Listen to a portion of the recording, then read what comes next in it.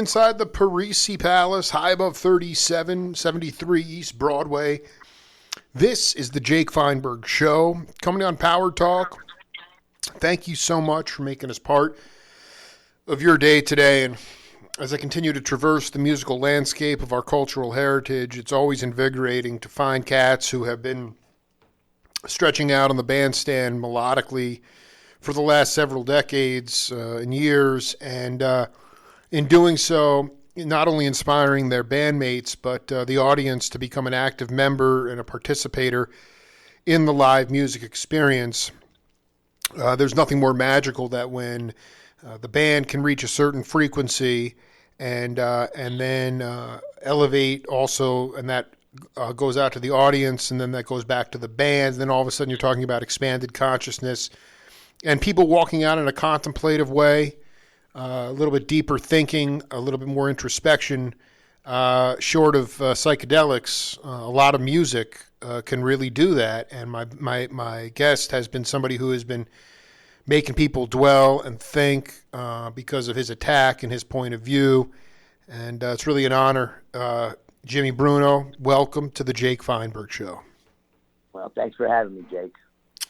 It's an honor, man. You know, I kind of wanted to talk to you about when you recognized in your life that the lead instrument in music, and it was changing from the saxophone to the guitar, because for so long, you know, the guitar, you know, especially in jazz, it was, you know, you had Freddie Green, you had a 4-piece rhythm section, the foundation was so deep. You know, they could swing you into good health, and then that kind of remained. You know, during the funk bag with James Brown and Kool and the Gang, you still had that rhythm guitar, and then it just sort of it became like, well, the guitar is this monster plug-in lead instrument, and I just feel like it was I'm wondering in your life where you were at if you saw that transition from sax to guitar. I was never really aware of it. I was aware that, you know, most jazz were saxophone, piano, a couple trumpet players, you know. Les Paul changed it because electric guitar. You know, so you could be as loud as a saxophone, you know, et cetera, like that. And so I think a lot of it has to do with him. You know, there wouldn't be no Tal Farlow, no Pat Martino, no, the list is Barney Kessel, Johnny Smith, you know. I just help me out here, because I'm a little. You're telling me that he was the first musician to actually play an electric guitar? He invented it. That's the Gibson Les Paul. Before that, there was nobody that, I mean, none of those old blues cats were plugged. I mean, that's really. You know, it's a good question. I really don't think so. I mean, they played acoustic guitars. Sure. You know, and maybe with a microphone, you know. You know, here's the problem. Yeah. Everybody thinks they can play the guitar. you know what I mean? Yeah. I mean, as far as an instrument that you could pick up, learn 3 chords, you know, and sing, you know, it's a good thing. On the other side, the other hand, is being an Italian from Italian families, is that if you were Anglo-Saxon, right, you know, people that come over to Mayfair, I guess, they had a lot of money. So a lot of those kids had pianos. They learned how to play piano. Italians couldn't afford to buy a piano, or not only can't afford it, how are you going to put it in a little row house in South Philly or in Brooklyn or the Bronx? Absolutely, you know? Totally, yeah. So I think I get that question: how come all these why are all these great guitar players Italian? And that's the answer. It's got to be that. People say, "What is it? The water in South Philly?" No, it's poverty. You know. Yeah, let's go back to this lineage. I mean, the wealthier Italian cats had pianos, and they were able to get the phrasing off. Well, they weren't necessarily Italian. I don't think so. I think they were non-Italian. That's the best way to say it. Non-Italian. Okay, so non-Italian. Right, immigrants that were not Italian. They could afford pianos and have the space for them. You know, I wish I would have learned how to play piano. You know, I can now, not very good, but I think that's what it is. You know, there was guys like the first record that I heard that made me want to go into jazz guitar was Hank Garland, Jazz Winds from a New Direction. Yes. And my father was a guitar player, Jimmy Bruno. In 1959, he had a hit record, Guitar Boogie Shuffle. And I really wanted to go into medicine, and but it didn't happen. I got a job in a cover band, and then from there, I went on the road with Buddy Rich at 19. And so, you know, who knows why, you know? And then I moved to Las Vegas and was there for 8 years. Spent 8 years in Los Angeles, mostly playing, not jazz at all, studio work. You know, not very much of it at that time. And then when I was 35, I quit. I quit playing the guitar, and I moved back to Philadelphia. And I was managing a bar at 20th and Green in North Philly. And these two young musicians came by. I was tending the bar, and they said, "You Jimmy Bruno?" Yeah. And they talked me into playing again. Wow. The bass player was named David Brody, and the drummer was Zach Cruz. And we played at Sunday brunch at the place that I was running, called Feathers. And it was really hard to play and still watch what was going on at the bar, you know? I mean, so, you know, if you get into that kind of business, I enjoyed it. It's like hosting a party. And so I met another guy that owned the restaurant, JJ's Grotto. And he says, "Boy, I've been thinking about putting music in here." It was a pizza place, you know, 20th and 21st and Chestnut. And so I started to play there Wednesdays and Saturday nights, and it really caught on. And Trudy Pitts had a lot to do with it. Her husband, the drummer, I'm blanking, Mr. C. And I'm blanking on it too. Trudy Pitts was married to Mr. C, a drummer. Yeah. And he was booking JJ's Grotto at the time. And that's how I got back into the playing thing there. Now, for some reason, the owner, a guy named Jack Prince, there was two owners. The guy Jack Prince, he liked jazz. He played Louis Armstrong records. And he taped me a lot every night. And I said, "Jack, what are you going to do with this?" You know, he says, "I don't know, man." He says, "I'm going to see if I can get you a record deal." And so he did a research and found that Concord Records had the most guitar players. And so he called Carl Jefferson, a guy named John Burke, repeatedly until they listened to this tape, right? And that's how the first record came about, Sleight of Hand. In fact, Jack Prince recorded and paid for that first record, and we sold it to Concord. Billy James or Bill Carney? Which cat? Bill Carney. Bill Carney. Bill Carney. Got That's it. Yeah. He's known Mr. C. Is he still with us, or is he still around? I think they're both gone. I want to go back to something here. I mean, can you just paint I mean, I don't know. It's Tootie Heath. I've interviewed Tootie Heath, Randy Brecker, Odine Pope, Reggie Workman, Norman Connors. I mean, Mickey Roker. I mean, all Philly. Were you able, as a youngster, to go to Spider Kelly's or Pep's? I mean, which clubs were you frequenting? At least, I mean, I'm talking before you ever even thought about Buddy Rich. I mean, what was the vibe like? Just records, Guitar Player Records, and WRTI, the Temple Station, was on every night in my house. Both my parents, my mother was a singer, my father was a guitar player. Right. So, I So, mean, were you going to, what kind of gigs, where was he playing at? who? Your father. Oh, he worked a long time at the Rickshaw Inn on Route 73, across the street from the racetrack. The Wickshaw Inn. RICK, Rickshaw Inn. Rickshaw, really? So that was like a Elks Club? What was it? It was just a nightclub. People would go in there and dance. Oh. My father played standards, with a quartet. Who was in, and so can you talk a little bit about, because I'm so fascinated with these, like your dad's generation, there were no monitors, there were microphones, their ears were huge.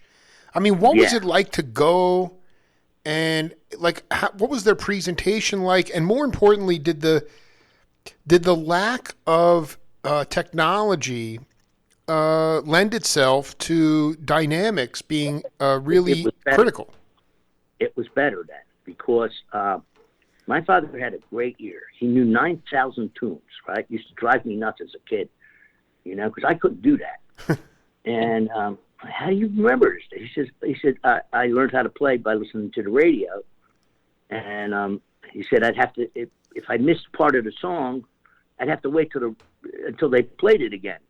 So he says that's how he got to know. Okay, I want to be clear. Wait, hold on, because I want to.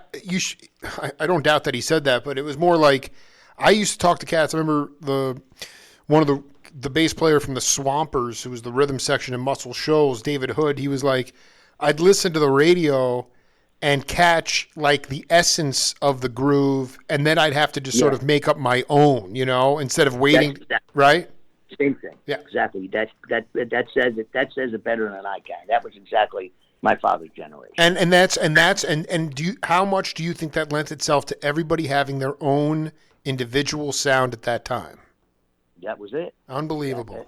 Can you explain from a musician's point of view why that? Why? Because today, in my mind, I mean, I don't listen to a ton of modern jazz or improvisational melodic music that has the tradition in it, but there's a homogenization of sound. It's very hard to know who is who. And, you compare that to, drummers of the day with Max or Mickey or Tony Williams or Pete Lou. You'd know right away. Everybody had their own sound. So, I mean, can you just talk about like the idea of, from a especially for younger cats, not perseverating on something over and over again and sort of weaning themselves off of the incessant need for perfection and realizing that because you realize that if you hear it once and you get the theme in your head, then you can make it your own. Yeah, it takes a long time to get your own voice. It's a gradual process, I think that the education system, when they put jazz in colleges, at the time when I was coming up, there was just one, it was Berkeley. And the teachers at the time there were working musicians. Absolutely. Okay? It's not that way anymore. Now it's this sterile academia bullshit. Total bullshit. Trying to make music like that. And you can't. You can't learn how to play this music without playing with other musicians. I always worked with. I tried to always get gigs with older musicians, guys that have been in the business for 20 years. And if I didn't know something, I would ask.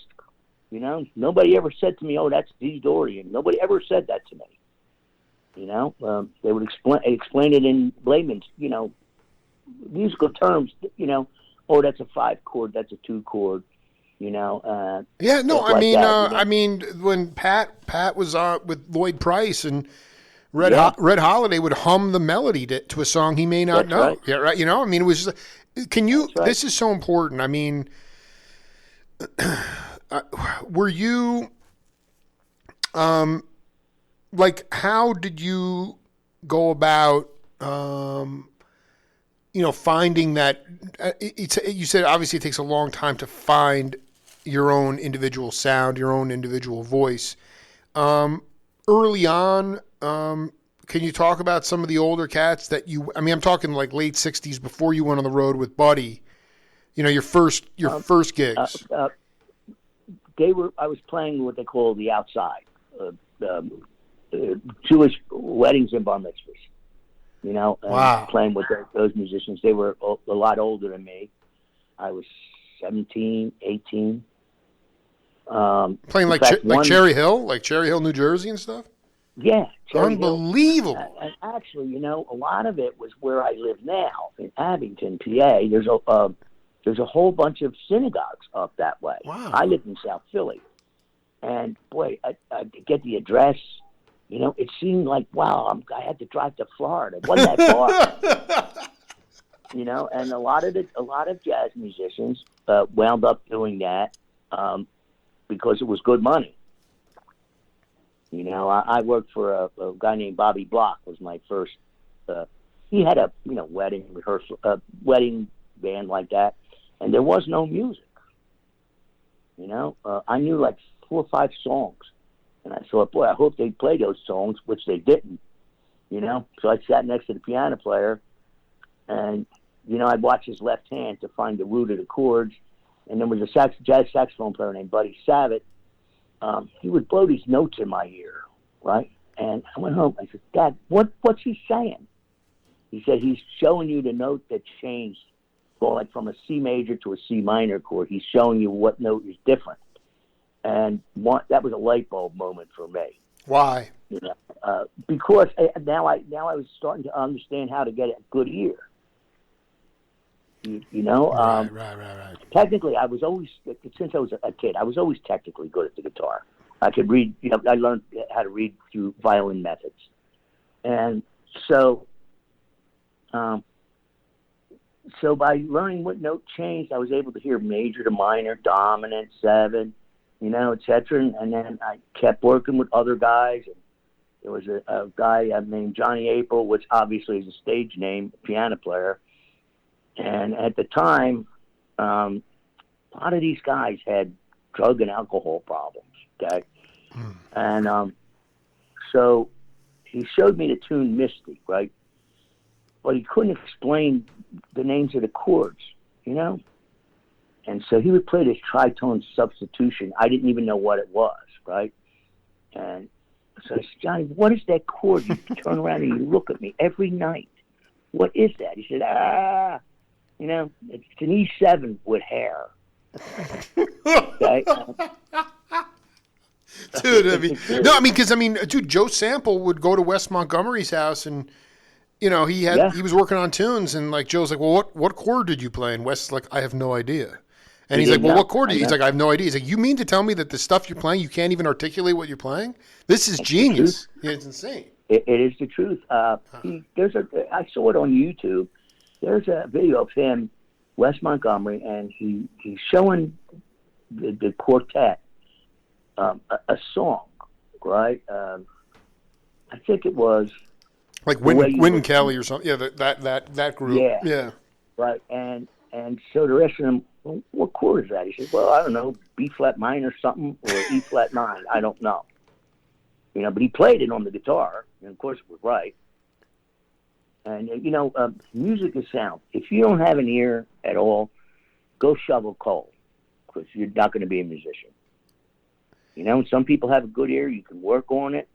You can get it, make it, you know, can fine-tune it. But there's some people that just don't have that. I mean, I taught at University of Arts for a long time. And, man, you take the real book out of the school, there's no music came out of the school. You know, I ran the guitar department, and I said, here's what I want to do. I told the director, I said, if you're a junior in your third year there, you can't have a real book, and if I see one, I'm going to throw it in the trash. And I did. The guy let me do it. Really? And, all of a sudden there was no music. The kids were practicing scales. I never heard anybody play a song. You know, they were relying on that thing. You know, to me, real book is good if you have a table in your house and you know you got a leg that's wobbles. You put the real book on. Well, so I mean, once you discarded the real book, the goal was for them to be creative with be sound seekers. Use your ear. Use your ear. And so, how did it work out? Not so good. Not so good. Nope. And because the crutch of the crutch of and the saturation of material, they were relying on comping. Yeah, you have to remember that music schools. I mean, they're a business. They have to have students to enroll. Well, I remember Ernie Watts telling me when he was the first class at Berkeley in '69. Lenny Tristano. Yeah. I mean, first of all, it was like a one-room schoolhouse, but I mean, second of all, I mean, and then freaking Lenny Tristano. Charlie Mariano. Charlie Mariano was coming off the road because the road was eating him alive, and so he camped out and learned a new instrument at Berkeley. That's how fluid it was. I mean, it was working musicians going to learn, and then you had guys like Tristano. Mike Knock was like telling me he had the most burning big band with Jackie Byard there. I mean, it was just the ability to grow, for your ears to grow in the academy and on the bandstand at that time was incredible. And now it's like it's all codified. It's all codified. Also, you're right. It was also there was a lot of jam sessions were going on. Right. And at the time when I was a kid in Philly, if I wanted to, you could work 7 nights a week. You really could. There was that much music, and not so anymore. But Ernie Watts, I met him when I lived in Los Angeles, and I played with him one night at Dante's. You did? And he took a job on the Tonight Show. Because it was good money, steady money. I want to read this. A lot of those guys in L.A., they would work in the studios for like $600 for a day, and then they could afford to go out and play a $35 jazz gig. Dude, all I wanted, the idea that Emil Richards, Joe Porcaro, Ray Neapolitan, Ernie, all my friends. Yeah, well, these are all my people. I mean, that these guys, they could rake it in the studios and then go out and play for free at night. I want to read this to you, and then you can riff on it any way you want. We just lost a great pedal steel player from Poco, Rusty Young. He said, "Yeah, I know who it is." Yeah, so I'm going to read this quote and then then you can personalize it. He said, I was a big session player in the 1970s. I played on everything from Gladys Knight to Three Dog Night. I played on everything from Joe Walsh records to Joan Baez records. I was doing sessions in L.A., and I quit entirely because I got fed up with it. Most of the hit records you hear coming out of Nashville or L.A. is being done by the same 5 guys. When you're in the studio in Nashville, everything has a budget. You sit down, they hand you the chart, you run through the chart, and they press go. Your goal is to get that song on one take. If you make a mistake, they'll keep the track of the guys that played great, and they'll say, quote, "Who needs to go again?" It's like public shaming. Yeah. I started doing that. I just want to finish the quote, and then you can riff on it. He said, I started to do this, to play perfectly, and I quit. I couldn't stand not being creative in the studio. To me, it's always been that kind of place. These guys who are great musicians are playing the same thing. They're playing it safe because they didn't want to make a mistake, so they would play something they knew they could play without making a mistake, so things always sound the same. I think great musicians are always taking chances, but you can't take chances without making mistakes. In that game, in the studio, if you made a mistake, they probably wouldn't call you the next time around, so you would lose your job. All these guys are playing just as safe as they can, afraid if they make a mistake, they won't be an A-lister anymore. This makes the music so predictable and so non-rewarding as an artist. You don't want me to really create something. You just want me to fill a sonic space. Is that why you quit? Is that why you quit? Yeah, exactly why. It's the same thing. I mean, I didn't do a whole lot of studio work there. It was terrifying to me because of what you said. When I got there, they'd say, okay, we're going to rehearse this cue, right? It could be 10 bars, 12 bars, and if there was any mistakes, okay, now we're going to record. Very nerve-wracking.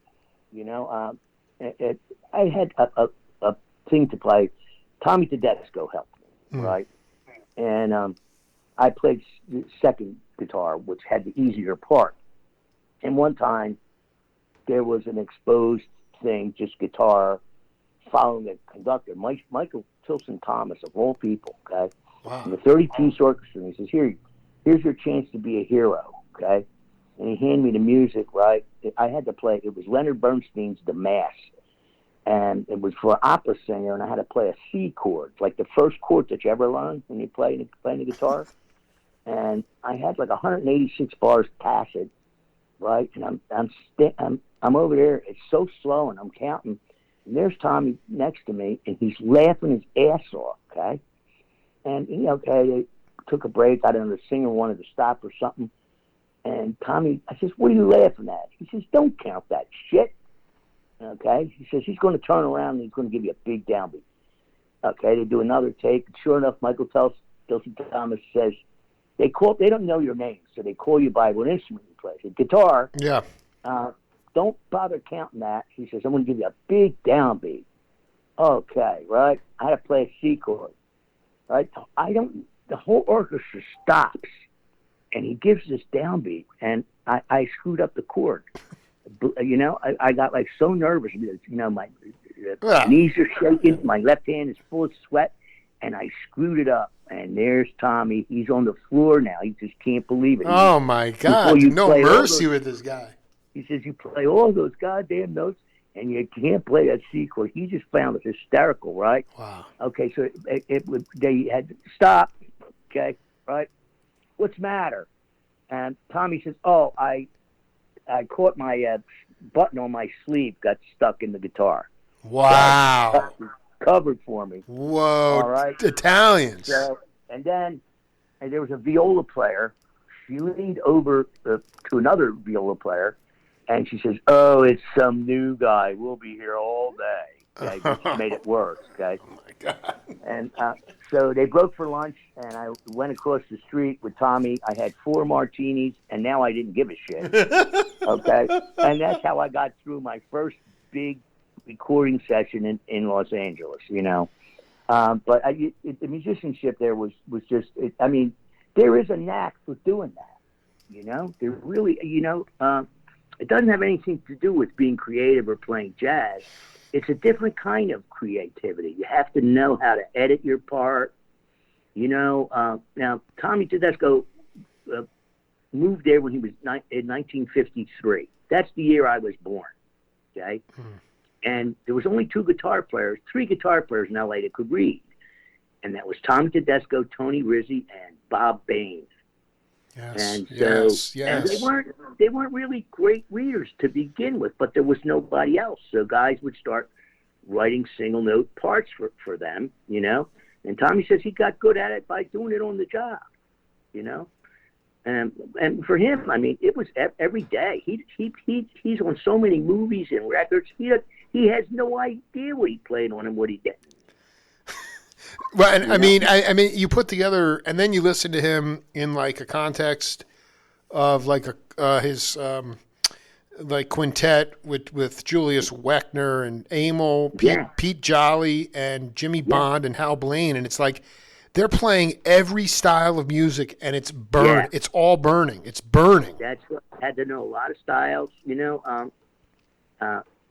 Tommy Tedesco. I said, boy, I don't know anything about country guitar. And he showed me 4 licks. He says, that's all you need. No, but I mean, what's funny is it's great to connect with you because the guys that I've just been recently interviewing and having a ball with are like this wave of cats that that came in, and they were I'm talking like late 60s into that studio scene. So they were like a second generation of Wrecking Crew, and a lot of the producers and arrangers, they didn't know how to arrange for rock tunes. So they'd say like, play that Swamp Thing or play that Jimi Hendrix thing. I have a swamp feel. Because the guys I want to talk, the guys I'm talking about, I just did a couple interviews with Dean Parks, and then and then Louis Shelton, who's a legend, and then the guy I just talked to yesterday was Don Peake, and these guys were all oh my God, these guys were all Jimmy Bruno. So because those guys were like basically, and Larry Carlton, of course, those guys were more comfortable playing rock music than like Tedesco. Those guys hated rock music. They played it. They could play it. I know. But I mean, Yeah. it's just to know I mean, again, you were, I mean, when did you get into the studios out there? Early 70s? No, 80s. So but that's what it, I mean, familiar with that's, I want to ask you a couple questions about the 80s in the studio. Because that was the beginning of I remember in the same interview with Ernie Watts, I mean, you had Harvey Mason programming his drum beats on a Linn drum machine. I mean, how fundamentally, I know you had nothing to compare it to because you weren't there in the heyday of the studio scene when everybody was hitting together, but what was demoralizing about, because that was the beginning of the end for the studios. Well, see, I lived in Las Vegas for 8 years, so I never played jazz there. Okay, right? Not for money. And yeah, you were playing shows. Yeah, a lot of different playing shows, a lot of different styles, mostly rock oriented, country, western. You know, I had all the pedals and all that stuff, and it's where I met Joe Pass. Believe it or not, I went to Tommy Tedesco's house one time for lunch, right? And who's over there is Frank Zappa, another guy named John Kernick, and Joe Pass. Are you? Wait, whoa, dude! Right? Are you kidding me? No. All right. Oh so my Tommy God. had to pick up his car. It changed the battery in his Rolls Royce. Okay. Right. And he told Joe Pass, he says, keep it. He was frying sausage on a skillet in the kitchen. Right. He's in his underwear too. I mean, he's a big guy. Okay. And it's like so bizarre. And he tells Joe Pass, he says, keep an eye on the sausage. All right. I'll be right back. Well, he didn't come back for a while. So Joe Pass says, I can't. He said, F him, let's eat him. Okay? Right. All right. F so him. We did. Yeah. Wait, so, Zappa was there? Yeah. Yeah. This is so classic. And, you know, and that's a whole other thing with him. But Tommy came home, and, you know, I never saw Tommy Tedesco get mad. Ever, ever, ever. He went nuts. Whoa. When he found out that we ate the sausage. He went out of his mind. He's cursing us and this and that. Joe Pass was laughing. Frank Zappa's laughing. You know, he got over it. This is the greatest thing of all time, dude. Yeah. Now, Frank Zappa, first of all, Frank Zappa was totally straight. He didn't even take an aspirin. Okay. He smoked cigarettes, though, right? I mean, that's what killed him. He smoked cigs. He did. He did smoke cigarettes. So did Tommy. And that was, and you know, I got to know him a little bit, and I was talking to him about all, you know, I was so surprised that he says, that's just a show. He says, that's what people want me to be messed up on dope. You know, he said, it's an act. I said, well, really, what do you want to do? He really wanted to be a composer.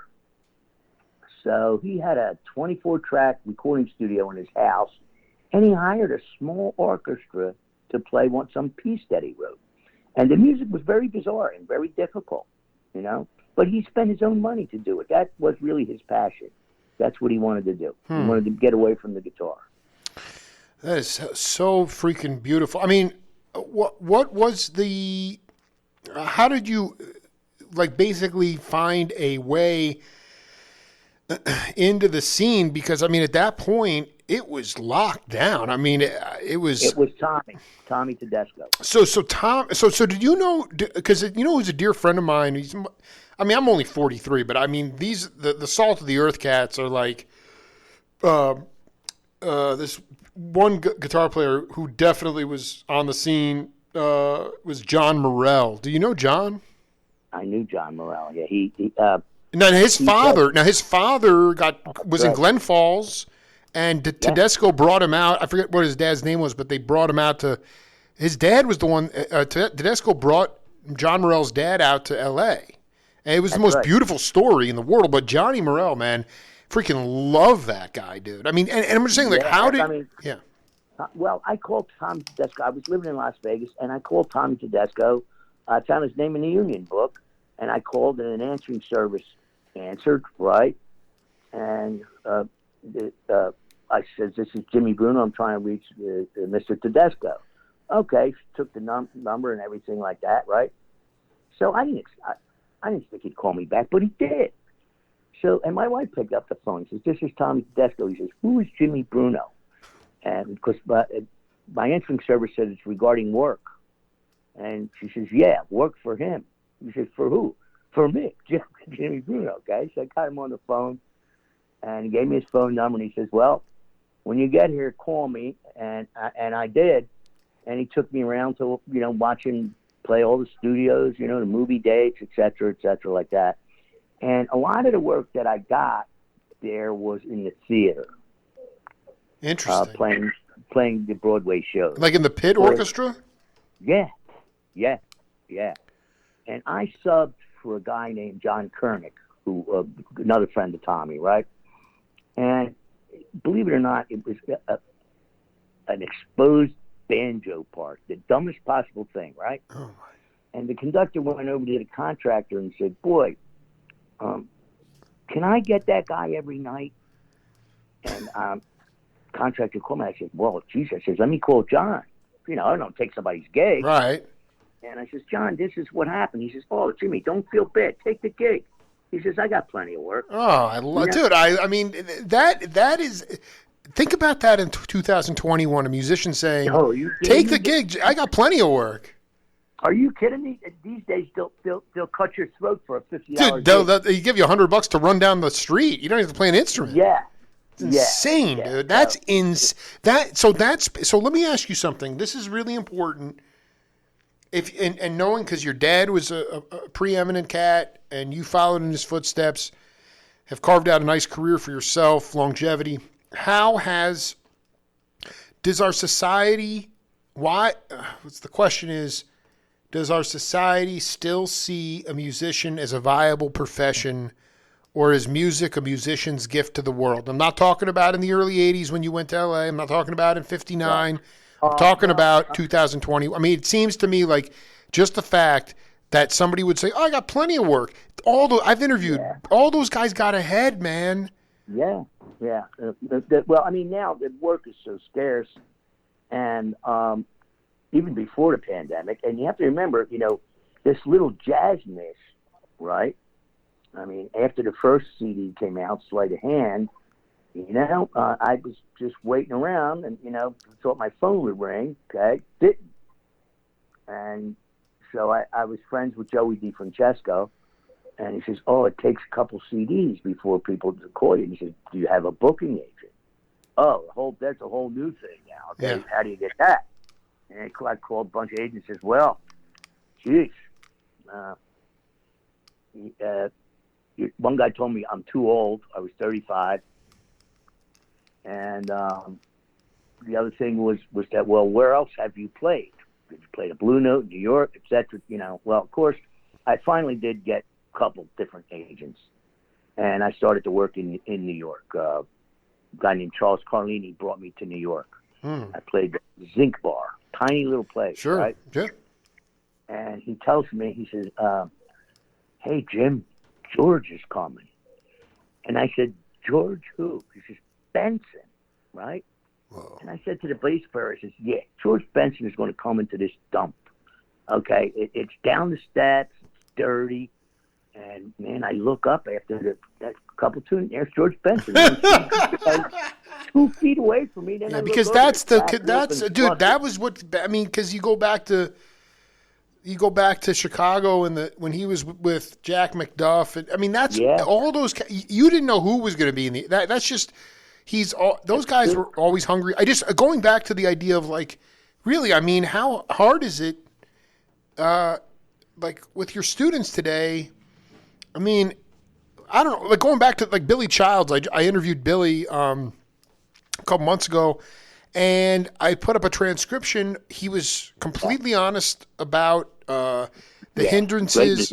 I mean, but, so here's the thing. He's talking about how the Academy has affected musical vocabulary in general, and just in general the ability of there to be a pipeline of music as a profession. And then I put up this quote on Facebook, where because I use new media to drive a lot of my content, and I took it out of the audio, transcribed it, and it's starting to get some traction. People are commenting, and he reaches out.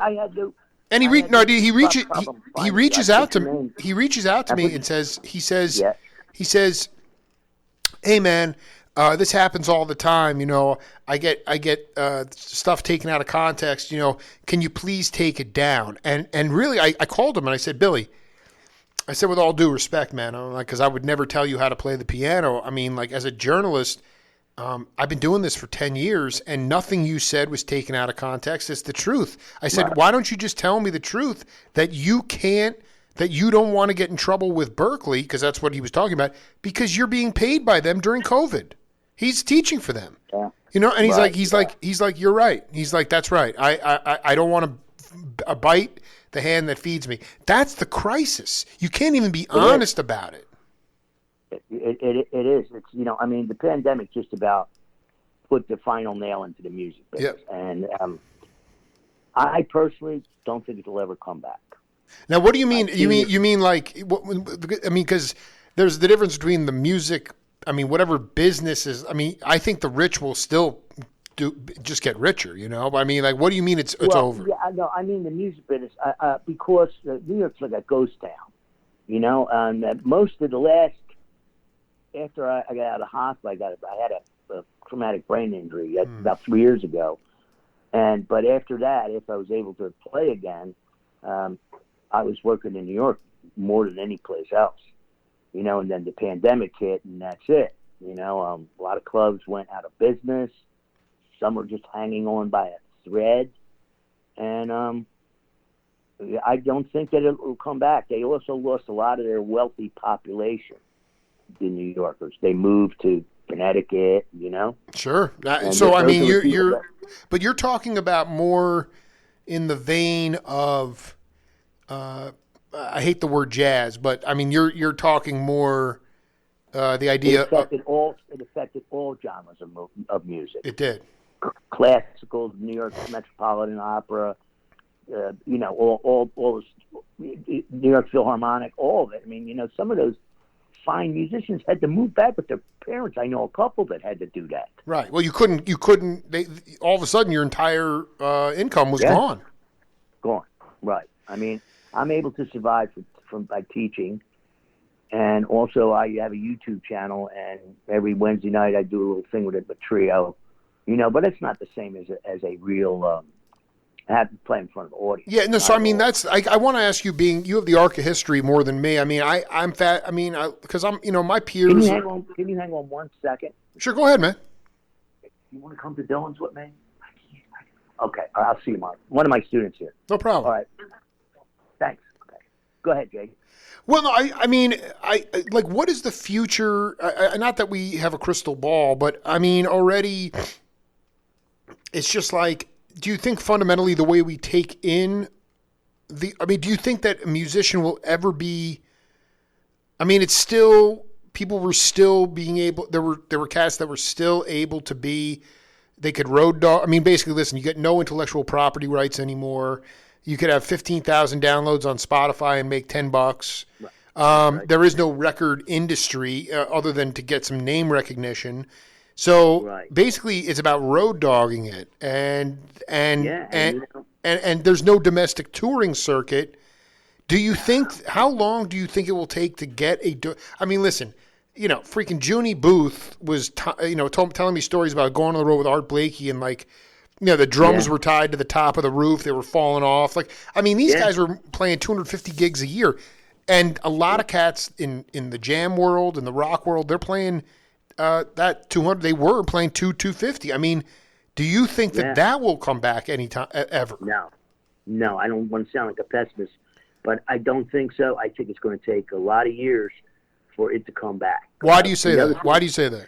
Because a lot of what's happened is, musicians found alternate ways to make money. Right. Either teaching or live stream. Now everybody's doing it. Everybody's live streaming. I think I might have been one of the early ones to first start it. Yeah. But we have a PayPal button on the channel, right? And it was donate whatever you want, okay? And then we tried putting up a paywall, okay? To watch this, it cost $3. Was this pre-pandemic? No, during the pandemic. During the pandemic, okay. No, once we charged money for them to see it, nobody watched. So we went back to the donations. It does get a lot of views. I mean, and I first started, we've done 30 of them, and going to do one today. When we first did it, we made the most money I ever made in my life. Are you kidding me? In the beginning, Wow. it was just, and it had to be a donation. And we had some people would donate $100, Sure. $200. Another guy religiously $400. It's like when you don't make it mandatory, then the generosity flows out. Yes. It's really ironic. But you're telling. I want to be very clear. Like now, I could hear through your voice that's not as lucrative as it was at the beginning. No, because now the market is saturated. Exactly. Okay. And so it went down. Now, on the positive side, the last real big job that I did was at the Blue Note in Beijing, China, July, before the pandemic. And it paid an obscene amount of money. I was treated like a king, and I sold out 6 shows. Everybody was happy, and I met musicians over there. I met a couple guys. I played with a bass player named Pang Yi. He lives in Japan, but he's Chinese. He really helped me out there. And a drummer named Anthony Vanacore, who was from Brooklyn, and married a Japanese girl, and that's how he got there.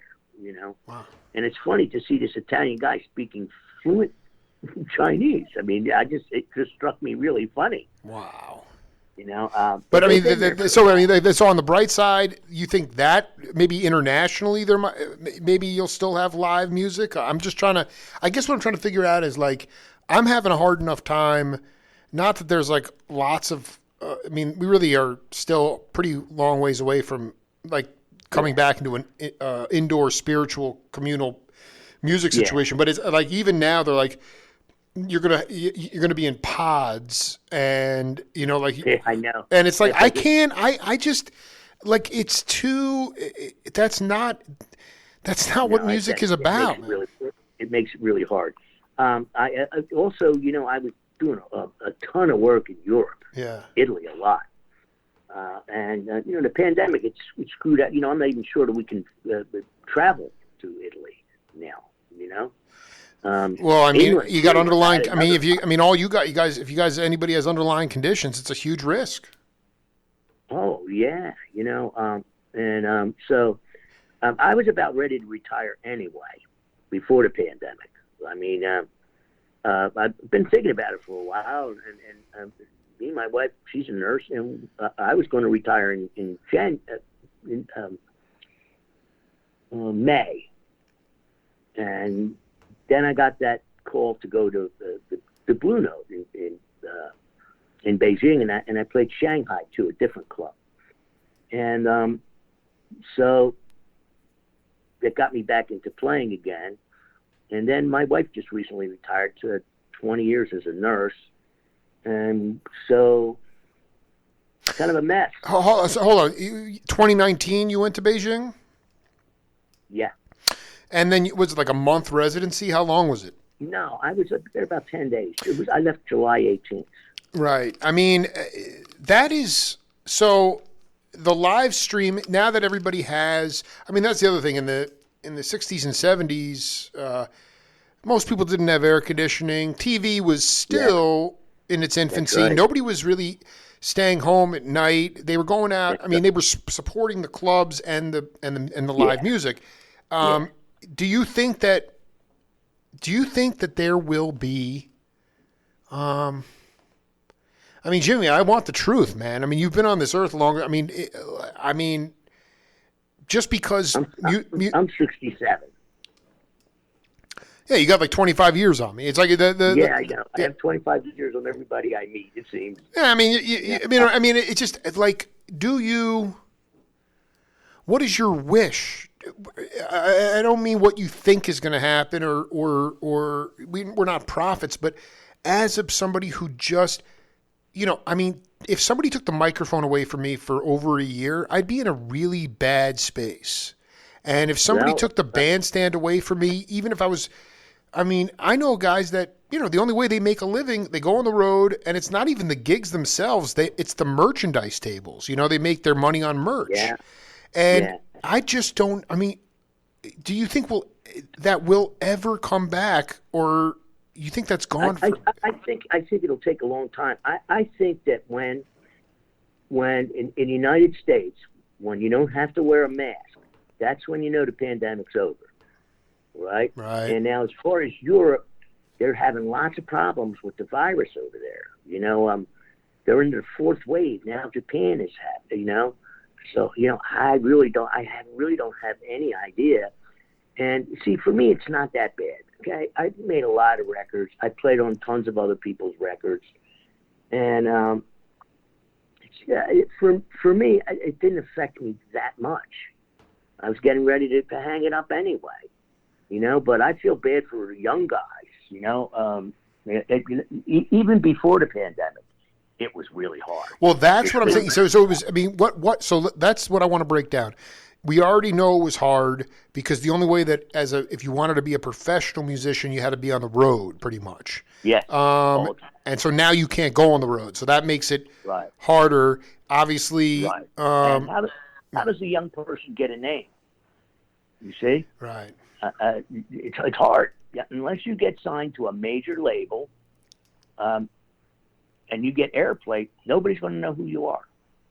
And without that name recognition, you're just not going to go anywhere. No matter, it'll just you won't progress to the next level. Name recognition, and I know. Find every town I went to when I was traveling had a great guitar player. Every city, okay. And some of these people are in their 40s, late 30s, and man, I don't think they have a chance in hell. I really don't. And the taste, I mean, everything is jazz now. All kinds of music they're trying to label it as jazz or different things, So I would hope that it comes back, but I think it's going to take a long time. We're not going to see it this year or next year. I think you're spot. I mean, I'm looking here. We are still in this country. Right. April 20th, 2021, which was a week ago. Right. 830 deaths in that day. 7-day average of 730 deaths. I mean, my favorite club to go to in Brooklyn is the Brooklyn Bowl, which is a bowling alley / club. Right. And I think the capacity on the dance floor is 500 people. So, right. I mean, to me, yeah, I you know what it is? Music will be presented in a kind of a boutique fashion. It's not worth and I'm not talking locally in Tucson, but I mean, right. I was traveling a lot. I mean, for me to invest money to travel to go see music, it's just not there. And that is very humbling, man, because it's, to me, like I stay out of the psychologist's office because of the rhythm. The vibration heals you, man. It's very bizarre. I honestly, in my heart, I don't believe that China did this on purpose. No, I don't believe that. No, man. They love love eating their bats and birds in the wet markets, man. It wasn't intentional. I just don't believe that. Not from what I saw the short time I was there. And now there's like Asian hate crime. What the hell's that about? Well, you're just there's just on so many levels. There's once you reach a level of despair, then that's what makes people do. There's no hope, and then you just right. And when I people think lose all hope. It's I'm not justifying a violence or a crime. No, but that's why it happens. Exactly. That's totally. why it happens, no, and that's why the crime in every city the crime rate is spiked, and it's a real shame. But I live outside of Philadelphia, and I wouldn't go there if somebody said, "Here's a gig for $5,000." I would not go. Okay, so I want to ask you: you're not a timid person by any means. Are you telling me that it is that dangerous in Philadelphia right now? Yes, it is. I mean, and compared to when you were back in the... Absolutely. Oh, yeah. You kidding? Yeah, they have... we have in Philadelphia, I see the news. Where I live, I get local news, Sure. right? And it's just shooting after shooting every night. It's a very dangerous place. And now it used to only be in bad neighborhoods. It's not anymore. It's everywhere. An incompetent police commissioner, incompetent mayor, have a district attorney named Larry Krasner that they get arrested and he lets them out, and they go out and commit the same crime 2 weeks later. So, and that's going to hinder nightlife because people don't feel safe. Yeah, tourism too. Well, you're right. You're right, Jimmy. My God. That's where the city makes money. The hotels, everybody does well. Philadelphia's probably losing its tax base too because people are leaving. California, Los Angeles, people are leaving in droves because of the crime. Believe me, I have no answers for that. I can only guess. It's just like you said, people lose hope, desperation will make. Can you imagine? You're a guy. You had a good, blue collar job like that. You got 5 kids, 3 kids, right? Right. And all of a sudden, it's gone. What's the guy supposed to do? It's a mess.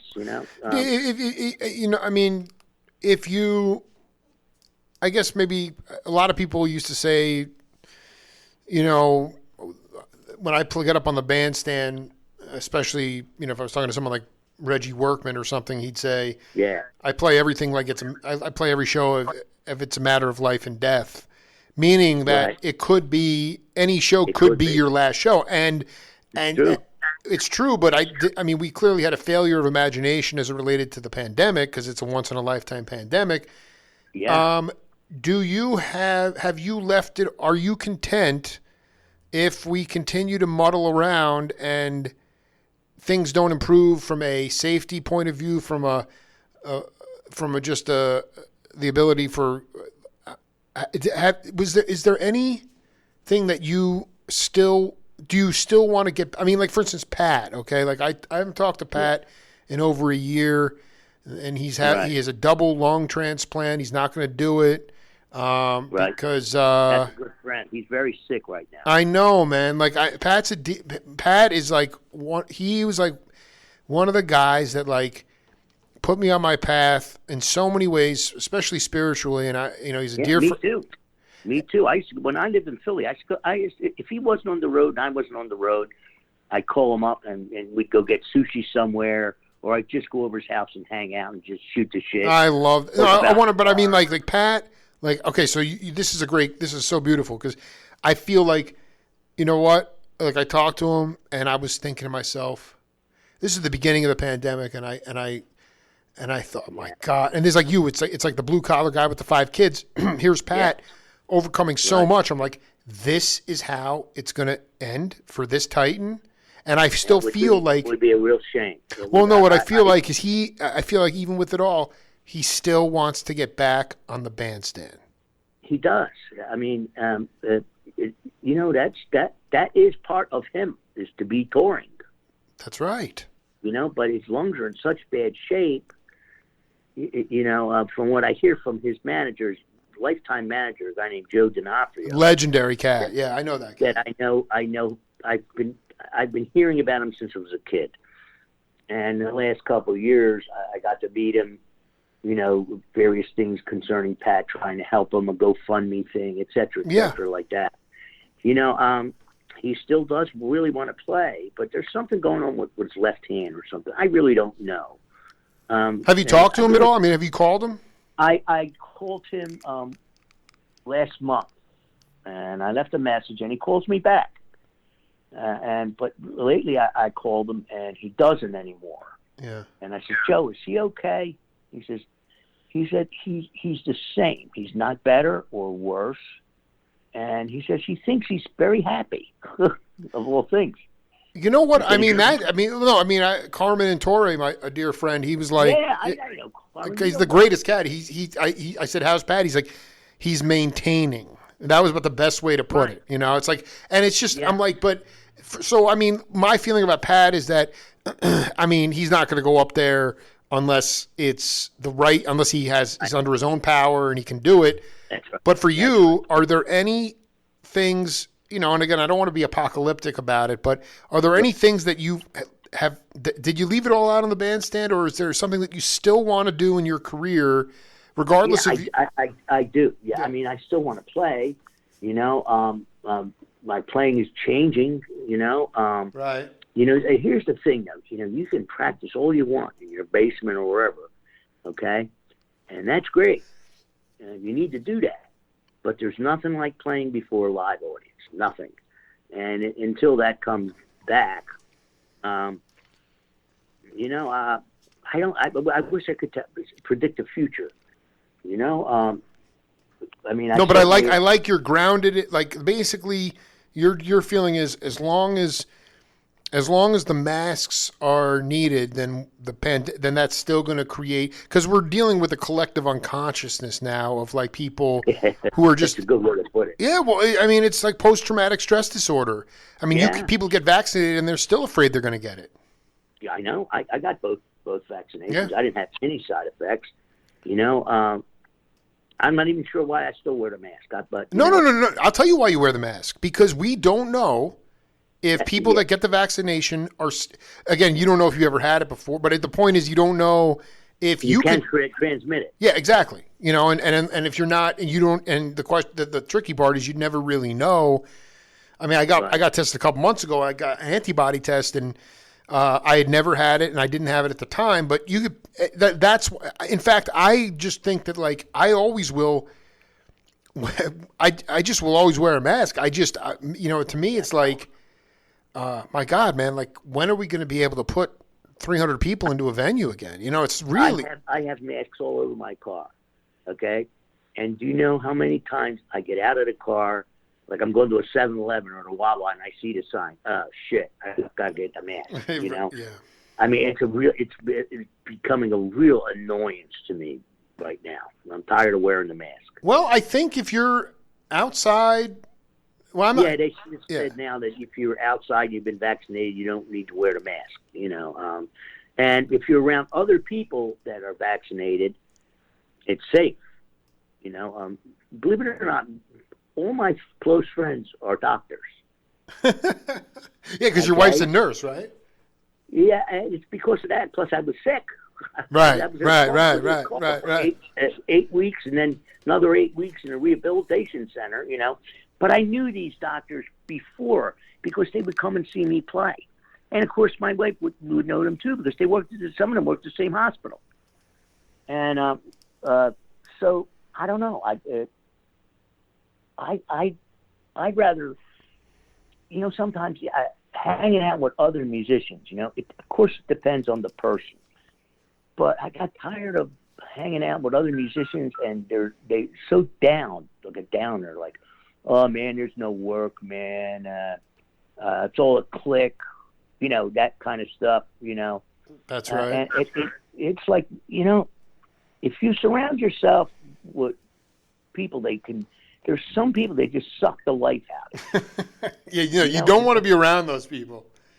And, musicians have a tendency to, woe is me and all that. It's like, wait a minute, if you don't get off your ass, make some phone calls, try and get a record deal, do something, nobody's going to just call you because, you're sitting at home, you don't have any work.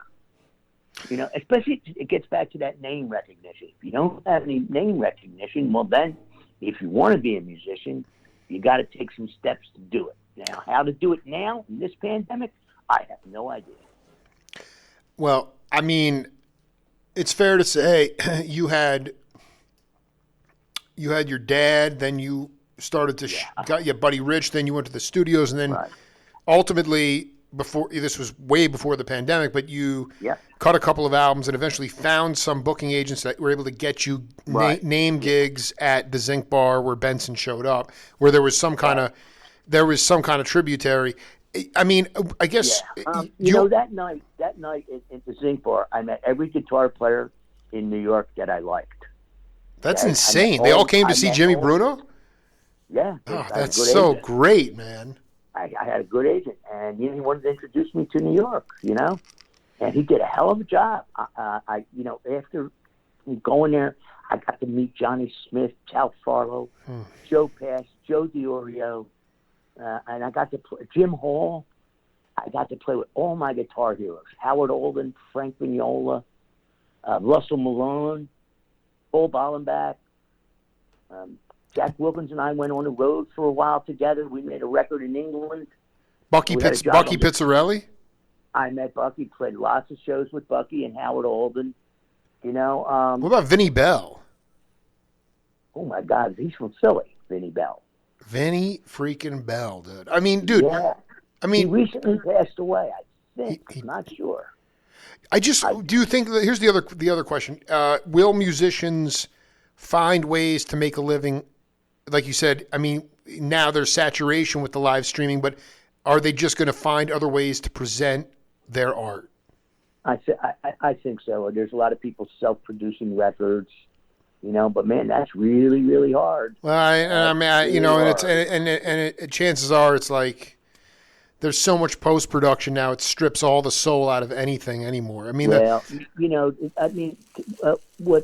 some so-called jazz guitar players that are around now, and their CDs are so overproduced. Oh my God! The post-production, bro. It's not jazz anymore. No, I want to put on a CD, and I want to hear guys make mistakes. Oh, dude, totally, man. No, you hit a clam, and then you go there. Yeah, I mean, I listened to the other day some session with McCoy Tyner, John Coltrane, maybe Charlie Mingus, right? Right.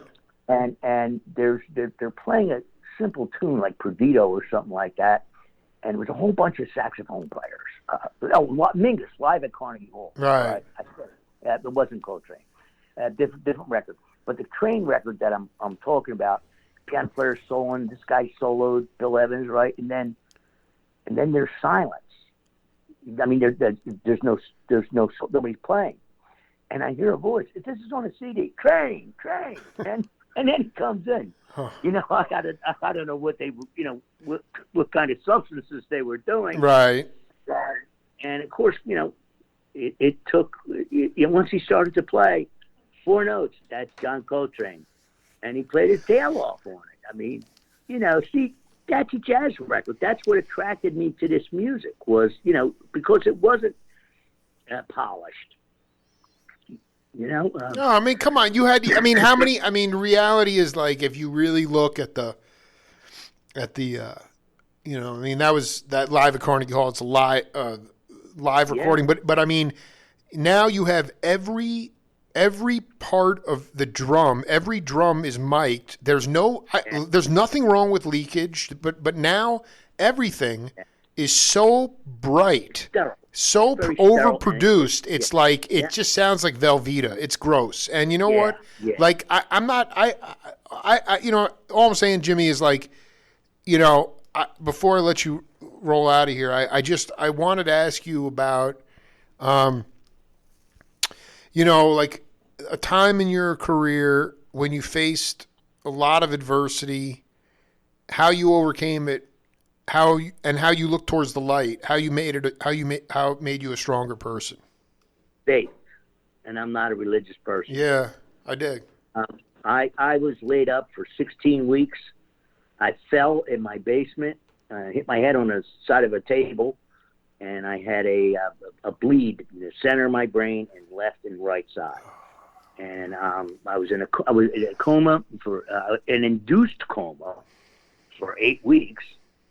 And I miraculously made it through. I mean, all my doctor friends were there talking to my wife, and geez, this don't look good. I think this is it. Called my brother in Las Vegas. You better come. And I don't know why. The thing that I do remember is that I heard a voice, right? A very soft voice, and it said, "Go back. It's not your time yet." And like I said, I'm not a religious guy, but I know that there's something bigger than all of us, for sure. You're damn right. I love that, dude. I love that story. And I talked to other people that stroke victims. Some people were more messed up than me. There's a guy named Dale Rabner, guitar collector, great guy in Cincinnati. And I saw him at a guitar show last year in Arvada, Colorado, the Artisan Guitar Show. And I hadn't seen him in years. And, you know, I knew something happened to him because he wasn't walking as well, you know. Dale, you okay? Oh, yeah, I heard about you. And first thing out of his mouth, did you hear a voice? And I said, yeah. So did he. And that far out. And it's funny. He's Jewish, and I'm nothing, you know. And the same experience. I mean, I didn't see a light or any of that. You know? No, but I think that, listen, we all have God within inside of us, and when we get out of our own way and allow the information to come through us from the heavens, that's when the Spirit takes over. So I mean, I just feel like we're all connected to that source. It wasn't your time, and you know what? Yeah. I mean, you know who helped me a lot? Joe DiOrio. Okay, because when I came out of it, you know, I told my wife, and musicians were coming and said, I don't want to play any guitar no more. I'm done with music. I'm done with music, right? Joe DiOrio, who's a little bit older than me, he's ill too. He calls me on the phone and yells at me like he was my father. He says, "What's this shit I hear you don't want to play? What kind of bullshit is that?" He's screaming at me on the phone. I said, "Geez, Joe, okay, man, I'll go get my guitar now." And you know, he has health problems. He says, "Man, I'm still playing. I'm still writing books, you know." And at that, he really snapped me out of it. He really did.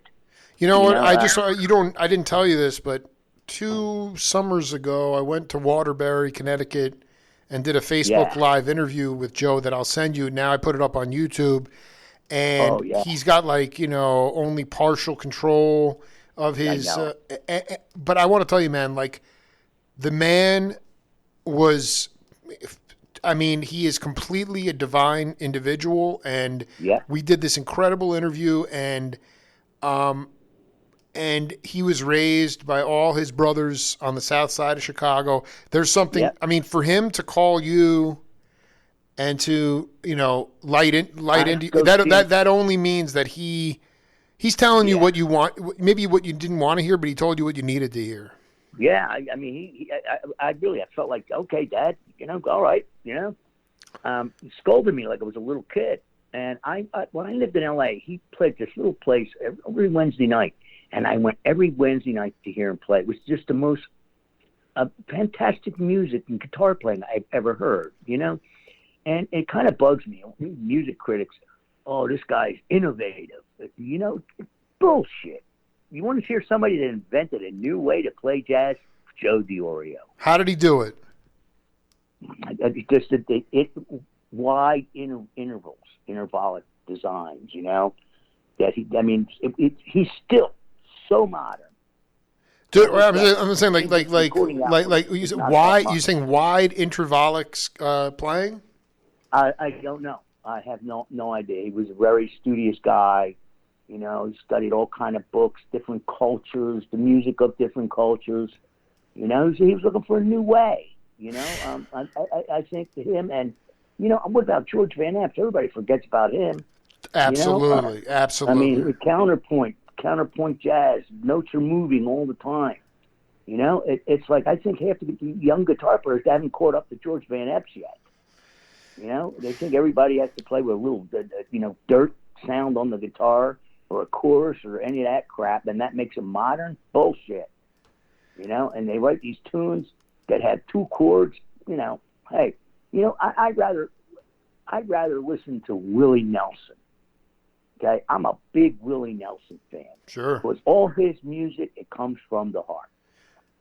Well, and I was also going to say, you talked about the song your dad became famous for. Right. The thing about all these musicians, Train, Charlie Neville, Sonny Rollins, Cannonball, they all walked the bar and played. They were honking and playing R&B music before. That's right. Before they got into what would be more sophisticated music, which is bebop. So the blues was always alongside the jazz, and now you have cats who are spastically coming up with all this facility and chops and being called innovative, but it sounds so light and fragile because there's no blues in it. Right. I mean, the jazz. I mean, the roots of jazz came from blues. It came from down south. It came from black people. And I guess the point is, if you're going to do something more sophisticated, you need to have the rudiments of the blues before you go there. You do. You know, I mean, you know, you just can't learn this music and, you know, pick some guy that's popular right now. You know, you have to go back to, you know, you got to go back to Charlie Parker, Louis Armstrong, and learn that history, learn those songs, learn that music. And then you could, now you have some kind of credentials to maybe try and invent something new. I mean, look at John Coltrane. Perfect example. You know, he played with Bill Evans, and, you know, all these, he played straight ahead, you know. And then he started searching for stuff, and the CDs got more bizarre and more bizarre. And he was listening to like so much Indian music and just incorporating all that. And, you know, I mean, but that's the, I mean, what was your dad's tune? Something blues. Guitar Boogie Shuffle. Yeah, I mean, dude, that was the most every Alan Toussaint. It was all shuffles and blues, and here's this is a funny story. Yeah. I recently was working right before he died, Larry Coryell, right? Mm-hmm. And he says to me, "That was your father?" I says, "Yeah," and I played him the guitar solo from it. And he says, "I was a kid when I heard that," and I thought, "Who's that guitar player?" He says, I wanted to play guitar and play jazz. You know, that's what made that record so popular, was my father's guitar solo, because the head of the tune, it's public domain. It's boogie woogie, you know, it's in every song, you know. And my father didn't realize that you could copyright a solo. Okay, and at that time you could too. Yes. Wow. That was 1959. Sure, you could. He didn't know about it. You know, he didn't think so. Well, it's like, oh, it's just a solo. Tomorrow night I'll play it different. You know, and when it hit number one, he would cringe when it would come on the radio. And then he told me, he says, I had to learn my own solo again because they were traveling. Frank Virtue and the Virtues was the band.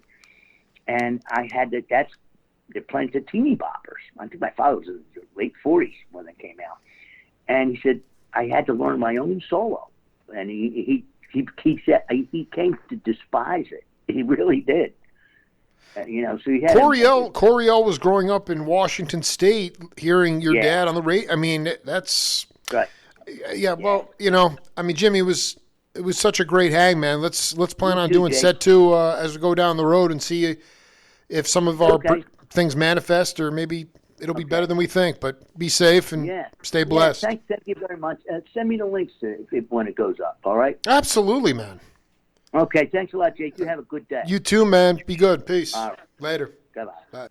Great to hang with George Coleman Jr. And then Jimmy Bruno. Big thanks to Doc Crespin for the recommendation. That's it for the Jake Feinberg Show. We'll see.